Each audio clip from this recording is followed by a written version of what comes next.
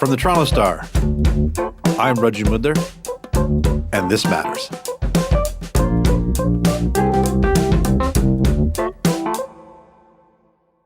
"40% of farm operators in Canada are set to retire in the next decade, which raises big questions for the sector.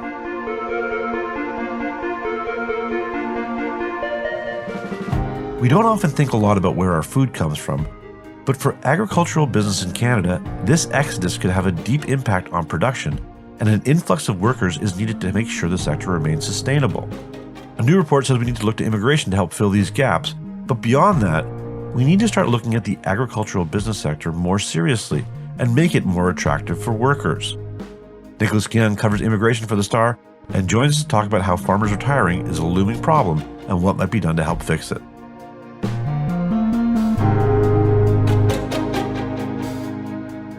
Nick, thanks so much for coming back onto the show. Thanks for having me, Raju. So, Nick, you're joining us to talk about something that affects us all, but that most of us are pretty removed from, and that's how we grow our food in Canada. Can you just start by giving us a sense of how big this industry is in Canada? Absolutely. A lot of times we really don't know where our food comes from other than from the store. In fact, here in Canada, the sector employs 2.1 million people. And every year it contributes to $135 billion to our GDP. And if you look internationally, half of our beef actually are exports, 70% of soybeans, 70% of pork, wheat, canola oil, like you name it. So we are a huge, powerhouse when it comes to agriculture production. So now here's the thing. A new report says this industry is facing a crisis that puts Canada at a, quote, acute disadvantage globally. What is the problem exactly? As you know, any Western countries actually are now facing an aging population. And so essentially, there's just not enough bodies to fill jobs. In agriculture, as farmers age too, there's also not just a labor shortage, but also a skills shortage. And by one estimate, every year, just in terms of general laborers, we are across Canada short about 20,000 to 25,000 bodies. And what is making it worse with an aging population among farmers, 60% of the operators also don't have a succession plan as to how to hand down the operations to the next generation. So is there a problem basically that the younger generations don't want to take over the family business? Is that a part of this?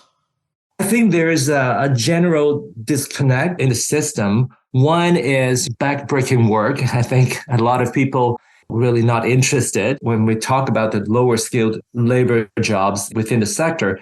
And then there's also, I think, the more appreciation of white collar professional jobs among parents. I talked to one farmer and he was talking about even his mom growing up, wanted him to get a better job, to get off the farm. I think there's that perception, even, among some of the parents who are farmers who want their kids to do something different. And I think there's also part of it is misconception that when we think of farming, we think of people, manual laborers. We don't think of, high-tech jobs. But as we know, as I have learned now, that the agricultural sector has become more automated and there's a lot more demand for professional jobs like engineering and IT jobs, computer jobs.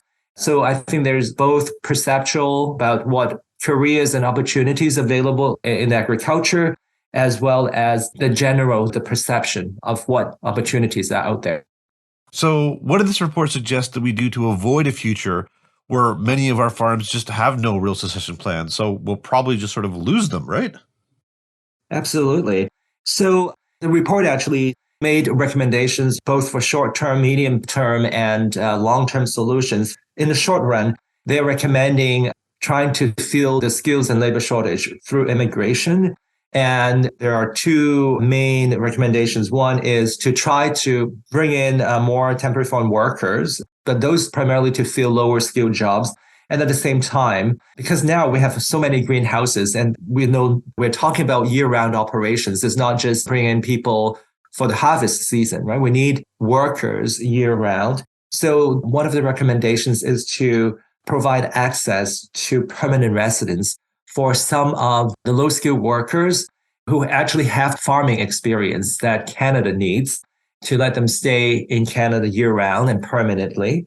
And also through the regular permanent residence program, it recommends that we should target professionals, skilled immigrants with agricultural know-how and experience, and even an education in agriculture, and to bring them on board. So we could have enough operators and also workers in the sector. Do you think this is a viable solution? Because I mean, we've had you on before to talk about Canada's temporary foreign worker program. And like, not only has the government been slow to introduce legislation to fast track permanent residency, but the program is also rife with allegations of labor abuse. Very slowly, I think both the federal and provincial governments have recognized the importance of low-skilled workers. And you know that during the pandemic, the food supply chain was such an issue that the federal government actually designated farm workers as essential workers. And I think that's a good step in the right direction. But at the same time, we also know that more has to be done. There was actually a pilot program introduced a few years ago by the federal government to provide pathway to permanent residence for lower skilled farm workers. But because of all these requirements for language skills and for education, the uptick has not been great. So I think that's one of the issues that the farming community actually is looking into and hoping to try to address some of the shortfall of that program to make it better, to make it more accessible for farm workers. So, Nick, what would need to change to turn Canada's temporary foreign worker program into a program that's like permanent, but also attractive to migrants? I think giving migrant workers the pathway, the options to become permanent residents here, so they see a future in Canada, and also giving them the opportunity to bring their family members along with them, because we all know that, it's a difficult journey for the migrant farm workers and temporary low-skilled foreign workers to be here in this country alone. So I think having that family support is important as well. And better access to labor protection, and when it comes to wages and other things, and also settlement support, someone to help them in that transition to settle down in Canada, as well as we talked about the pilot program to grant them access to permanent residence. Maybe some sort of language skill support would be helpful, and any skill upgrading might be an option as well. We'll be right back.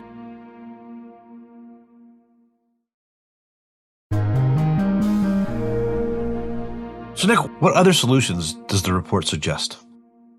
As I said earlier, so in the midterm, the report also suggested some sort of promotion campaigns to attract university students to consider a career in agriculture. And when we say career, we're talking about the higher skilled jobs in the sector. Another thing that the report recommends is to break down the silos between different faculties. For example, right now, across Canada, there are 10 agricultural faculties that specialize in running a farm and all the sciences within the sector.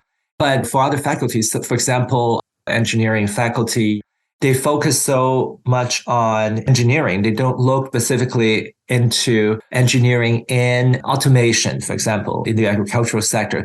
So there needs to be more connection between agriculture itself with the other professionals, maybe even accounting, because when we talk about, for example, the succession plans for farms, there are different tax rules on the transition of ownership for farms, for example.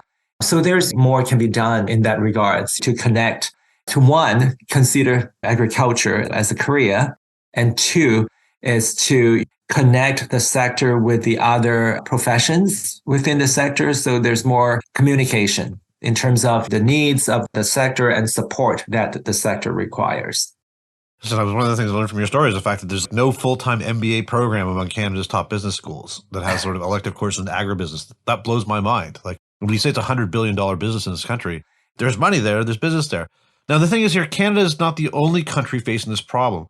The report also talks about other countries like Japan and New Zealand that are also struggling with skills shortages. Are there any ideas from them that you think may be worth exploring here? Anything that stood out?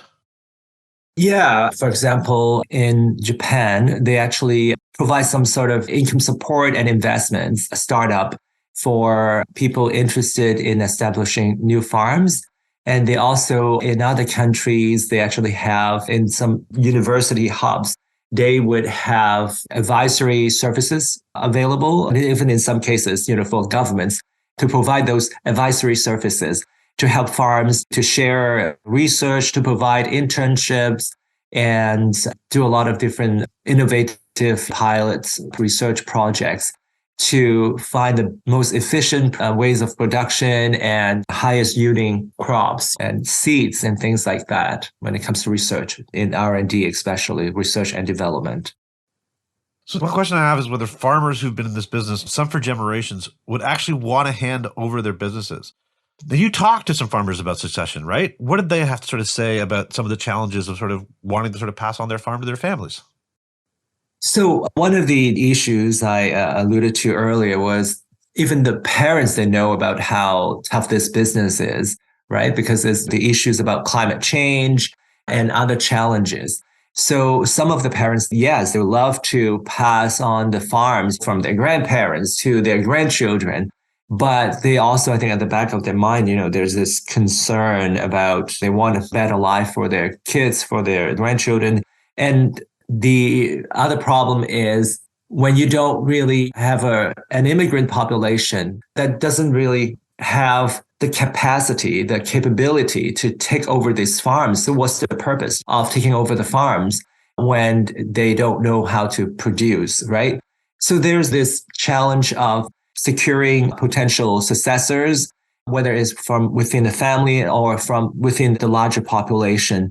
And I think, some of them may be just putting off this idea for those, 60% of aging, retiring farm operators who don't have a succession plans yet. I think part of it is they're just trying to put off that consideration or, skip one generation from their children. They have this hope that maybe one of the grandchildren would take over. Yeah, we'll see. Listen, no one wants to think about passing on. I know my wife and I have been meaning to do our will for a really long time and just keep on putting it off. And obviously trying to figure out what to do with a farm is a much, much larger task. Listen, Nick, this has been fantastic for us. Is there anything I didn't ask that you think that our listeners should know? I think the one thing that I would add is that in other countries, for example, I think the report refers to in Europe, there have been some stricter government policies when it comes to carbon emissions. And some of the farm operations actually being impacted. And there's anticipation that some of those European farmers, and even in New Zealand, will be looking at somewhere else to run a farm. And the report says that it's a great opportunity for Canada to have some sort of special economic program to target experienced, foreign trained farm operators and take advantage of what's happening in other parts of the world and bring these skilled farmers to Canada through our permanent residence immigration program. Well, Nick, that's definitely food for thought. Really want to thank you for your time today. Thank you so much. Have a great day. Nicholas Keung covers immigration for The Star. That's it for today. Thanks so much for joining us. I'm your host, Raju Mudhar. We want to hear what stories matter to you. Please send us comments, questions, or ideas to thismatters@thestar.ca. Please consider supporting the journalism the Toronto Star newsroom does at thestar.com/subscribing matters. And don't forget to subscribe to This Matters on Apple Podcasts, Spotify, or wherever you listen to your favorite podcasts. Let's talk soon.